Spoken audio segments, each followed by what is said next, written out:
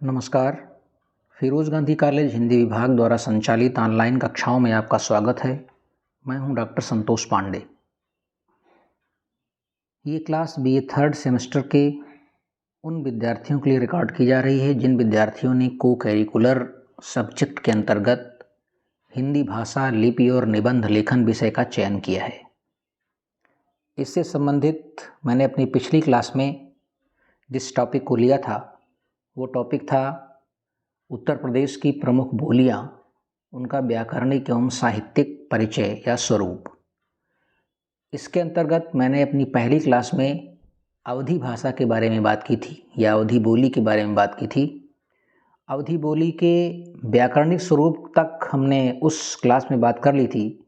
इस क्लास में आज हम बात करेंगे अवधी के साहित्यिक स्वरूप की। तो आप हेडिंग डालेंगे यहाँ पर अवधी का साहित्यिक स्वरूप या अवधी की साहित्यिक विशेषताएं। अवधी की साहित्यिक विशेषताएं, इसमें आप लिखेंगे अवधी के प्राचीनतम रूपों के बीज, अवधी के प्राचीनतम रूपों के बीज हमें पहली सदी से भी पूर्व मिलने लगते हैं। अवधी के प्राचीनतम रूपों के बीज हमें पहली सदी से भी पूर्व मिलने लगते हैं।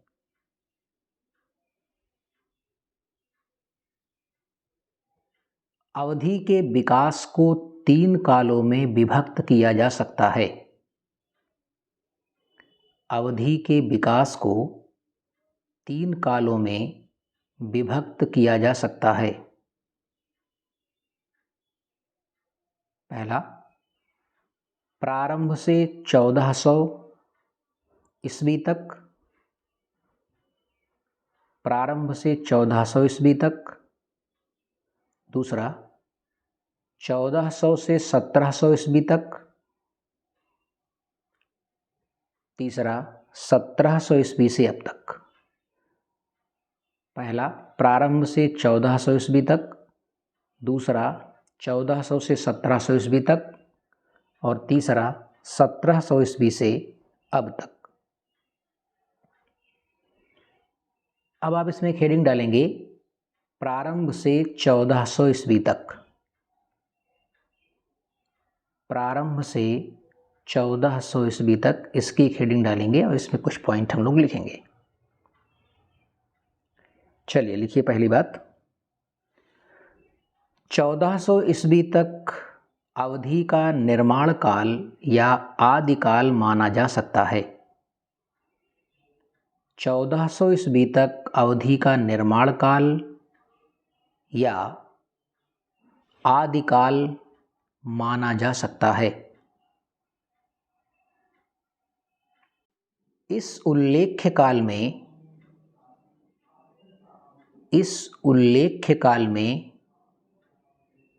प्राकृत पैंगलम के छंद,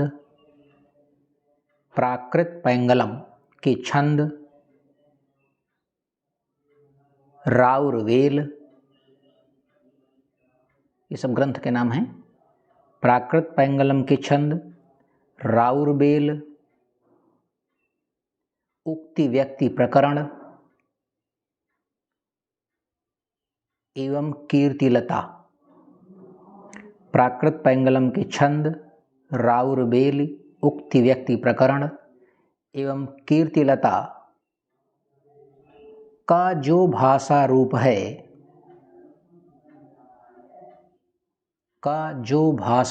है उसमें अवधि के रूप स्पष्टतः दिखाई पड़ते हैं।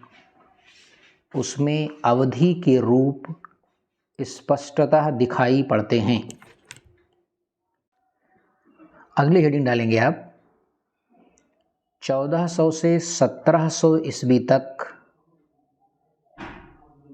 अवधि का साहित्यिक स्वरूप। 1400 ईस्वी से 1700 ईस्वी तक अवधि का साहित्यिक स्वरूप।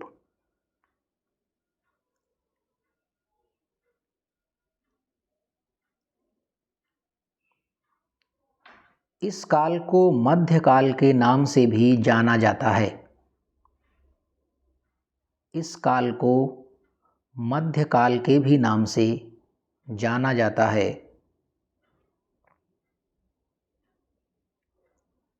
मध्यकालीन अवधि का रूप, मध्यकालीन अवधि का रूप मुल्ला दाऊद की लोरकहा या चंदायन, मुल्ला दाऊद की लोरकहा या चंदायन। मुल्ला दाऊद एक रचनाकार हैं सूफी काव्य के। ये अपने रायबरेली के ही रहने वाले हैं, डलमऊ में रहते थे। तो इनकी एक कृति है, उसका नाम है लोरकहा, और लोरकहा का ही दूसरा नाम है चंदायन।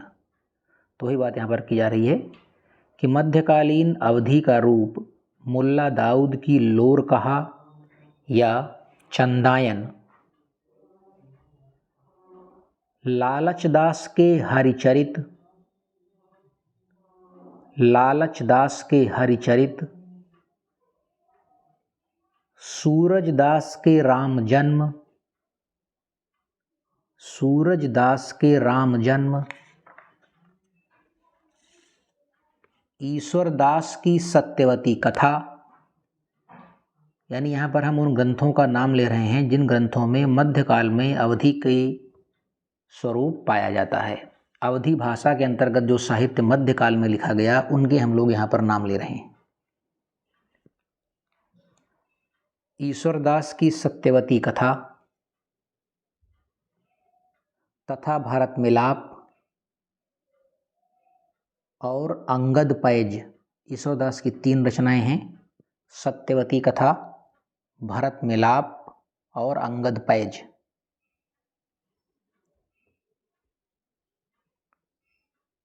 कुतुबन की मृगावती, कुतुबन सूफी रचनाकार हैं, इनकी रचना का नाम है मृगावती।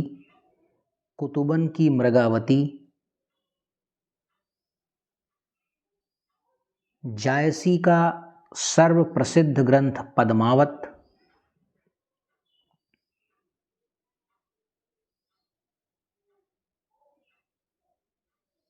तुलसीदास का सर्वप्रसिद्ध ग्रंथ रामचरितमानस,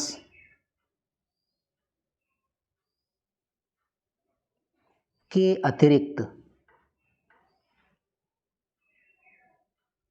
रीतिकाल के कवि आलम, उस्मान, चतुर्भुजदास,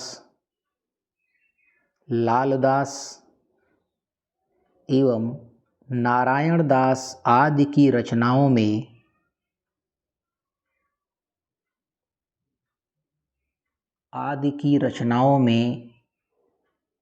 अवधी भाषा के रूप सुरक्षित हैं,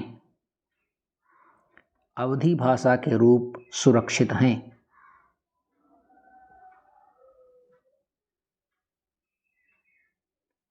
एक लाइन छोड़ के लिखिए, कुतुबन तथा उनके पूर्व की भाषा के काल को, कुतुबन तथा उनके पूर्व की भाषा के काल को पूर्व मध्यकाल तथा जायसी एवं उनके बाद की भाषा को, तथा जायसी एवं उनके बाद की भाषा को उत्तर मध्यकाल में रख सकते हैं।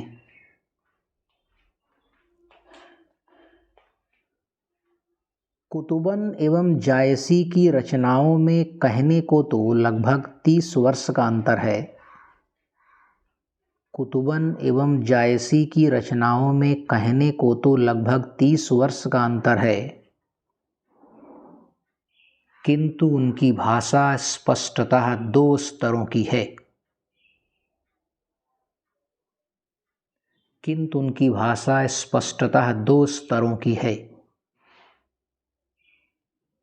कुतुबन में पुरानी अवधि है, कुतुबन में पुरानी अवधि है तो जायसी में बाद की, तो जायसी में बाद की। एक लाइन छोड़ के लिखेंगे, यदि पूर्व मध्यकाल एवं उत्तर मध्यकाल की अवधि की तुलना करें, यदि पूर्व मध्यकाल एवं उत्तर मध्यकाल की अवधि की तुलना करें तो पाते हैं कि कुछ बातें पूर्व में यदि बहुत मिलती हैं, कुछ बातें पूर्व में यदि बहुत मिलती हैं तो उत्तर में वे कम हो गई हैं। कुछ बातें पूर्व में यदि बहुत मिलती हैं तो वे उत्तर में कम हो गई हैं तथा आधुनिक काल में नहीं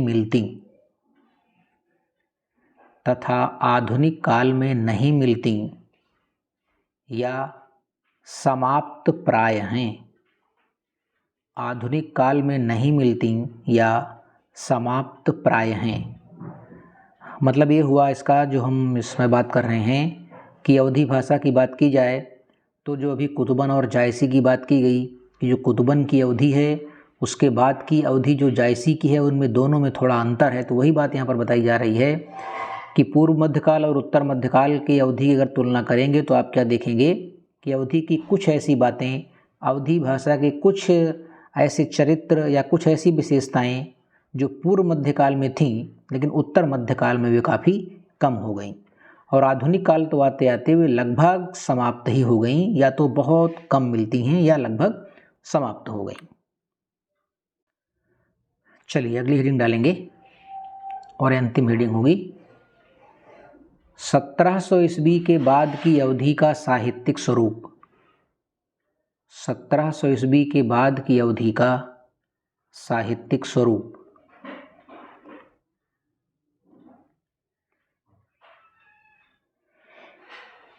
इस उल्लेख्य काल की अवधि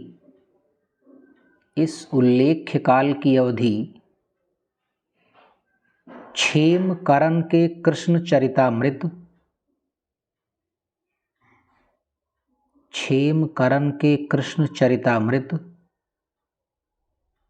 शिवरामकृत भक्ति जयमाल,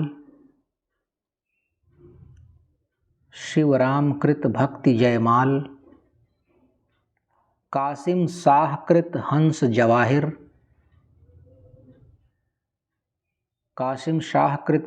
जवाहर, नूर मुहम्मद कृत इंद्रावती,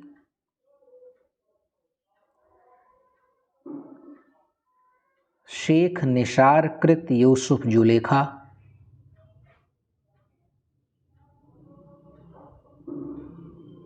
क्षेमकरण कृत कृष्ण चरितामृत, शिवराम कृत भक्ति जयमाल, कासिम शाह कृत हंस जवाहर, नूर मुहम्मद कृत इंद्रावती, शेख निसार कृत यूसुफ जुलेखा, भवानी शंकर की बैताल पचीसी,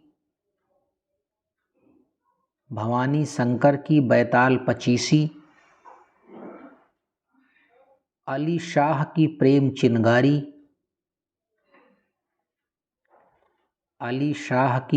चिनगारी तथा ख्वाजा अहमद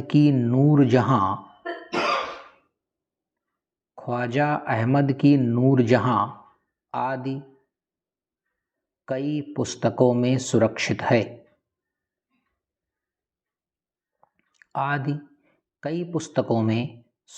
है।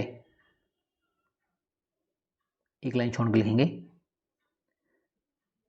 आधुनिक काल के प्रसिद्ध अवधी ग्रंथों में कृष्णायन भी है। आधुनिक काल के प्रसिद्ध अवधी ग्रंथों में कृष्णायन भी है। इसके अतिरिक्त आधुनिक काल में अवधि में रचना करने वाले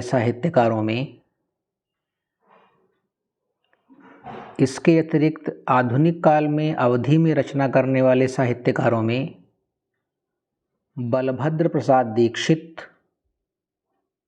बलभद्र प्रसाद दीक्षित पढ़ीस, इनका उपनाम है पढ़ीस, बलभद्र प्रसाद दीक्षित पढ़ीस। वंशीधर शुक्ल, चंद्रभूषण द्विवेदी रमई काका, इनका उपनाम है रमई काका, चंद्रभूषण द्विवेदी रमई काका। दयाशंकर दीक्षित देहाती, दयाशंकर दीक्षित देहाती। ब्रजनंदन आदि उल्लेखनीय हैं, ब्रजनंदन आदि उल्लेखनीय हैं। रमई काका की रचना नेताजी नाम से, रमई काका की रचना नेताजी नाम से आल्हा शैली में है।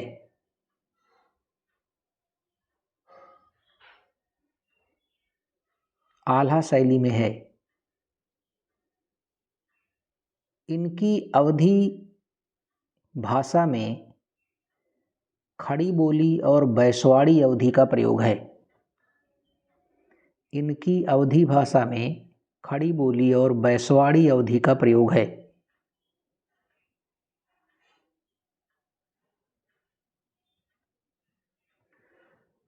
इस प्रकार अवधी एक जीवित भाषा है, इस प्रकार अवधी एक जीवित भाषा है और आज भी विकास के पथ पर है।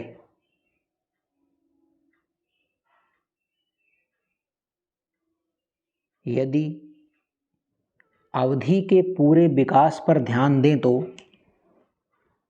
यदि अवधी के पूरे विकास पर ध्यान दें तो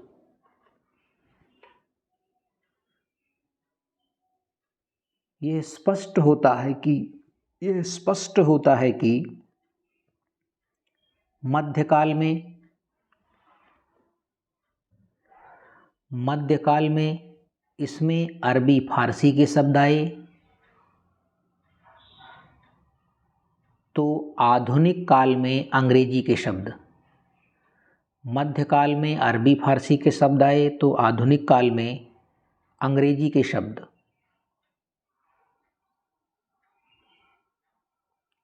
इधर बोलचाल की अवधि खड़ी बोली से प्रभावित हुई है, इधर बोलचाल की अवधि खड़ी बोली से प्रभावित हुई है।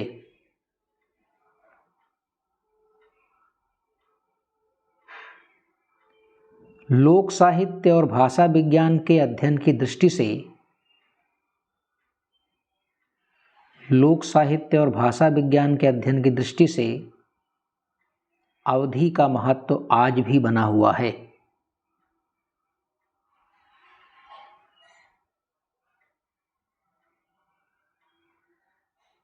लोक साहित्य और भाषा विज्ञान के अध्ययन की दृष्टि से अवधि का महत्व आज भी बना हुआ है। तो इस प्रकार से हमने अपना ये पहला क्वेश्चन पूर्ण किया। हमारा पहला सवाल था कि जो हमने 4 बोलियां ली थी उनमें पहली बोली थी अवधि, और उस अवधि का व्याकरणिक और साहित्यिक स्वरूप कैसा होना चाहिए, इस पर हमने 2 खंडों में बातचीत की। आप इन कक्षाओं को पढ़ें, लिखें, समझें, सुनें और याद करें। हाँ, जब अगली भाषा की हम बात करेंगे तो अगली वीडियो में वो बात होगी। तब तक के लिए मैं आपसे विदा लेता हूँ। नमस्कार।